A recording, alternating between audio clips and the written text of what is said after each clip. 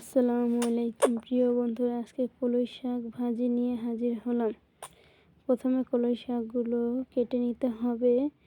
এরপর কলই শাকগুলোর ভিতরে পেঁয়াজ কাঁচামরিচ কেটে নিতে হবে। পেঁয়াজ কাঁচামরিচ দিয়ে সুন্দরভাবে রেখে দিতে হবে। শাকগুলো ধোয়া লাগে না। কলই শাকগুলো ভাপ দিয়েও রান্না করা যায় এবং একসাথেও রান্না করা যায়।